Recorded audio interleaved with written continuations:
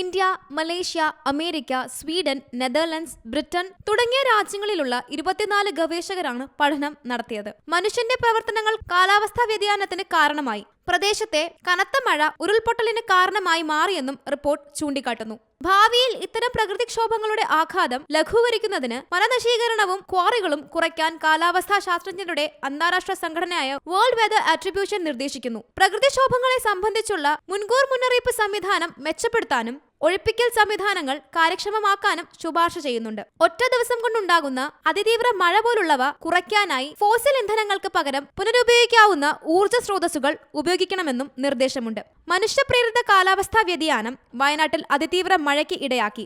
വടക്കൻ കേരളത്തിൽ ഇതിന്റെ ആഘാതം കടുത്ത ആൾനഷ്ടത്തിനിടയാക്കിയെന്നും പഠനം സൂചിപ്പിക്കുന്നു. വയനാട്ടിൽ ഒറ്റ ദിവസം 146 മില്ലിമീറ്റർ മഴയാണ് പെയ്തത്. ഇത് കേരളത്തിൽ രേഖപ്പെടുത്തിയിട്ടുള്ള മൂന്നാമത്തെ ഉയർന്ന കനത്ത മഴയാണ്. ഏറ്റവും ദുർബലമായ ജില്ലയാണ് വയനാട്. മലയോര പ്രദേശമായ വയനാട് ജില്ലയിലെ മണ്ണ് കേരളത്തിലെ ഏറ്റവും അയഞ്ഞതും മണ്ണൊലിപ്പുള്ളതുമായ മണ്ണാണ്. അതിനാൽ മഴക്കാലത്ത് ഉരുൾപൊട്ടൽ സാധ്യത കൂടുതലാണ്. ഭാവിയിൽ ഇത്തരം ദുരന്തങ്ങൾ ഉണ്ടാകാതിരിക്കാൻ മലയോര മേഖലകളിലെ നിർമ്മാണം, വനനശീകരണം, ക്വാറികൾ എന്നിവ നിയന്ത്രിക്കണമെന്ന് ഗവേഷകർ പറയുന്നു. ഫോസിൽ ഇന്ധനങ്ങളുടെ ഉപഭോഗം നിയന്ത്രിച്ചില്ലെങ്കിൽ കേരളത്തിൽ ഒരു ദിവസത്തെ മഴയുടെ അളവ് 4% വരെ വർദ്ധിക്കും. ഇത് കൂടുതൽ മണ്ണിടിച്ചിലിനും ഉരുൾപൊട്ടലിനും ഇടയാക്കുമെന്നും വിദഗ്ധർ പറയുന്നു. News desk Zee Malayalam news. ഏറ്റവും പുതിയ വാർത്തകളും വിശേഷങ്ങളും വിരൽത്തുമ്പിലറിയാൻ സീ മലയാളം ന്യൂസ് എല്ലാ ഡിജിറ്റൽ പ്ലാറ്റ്ഫോമുകളിലും ലഭ്യം.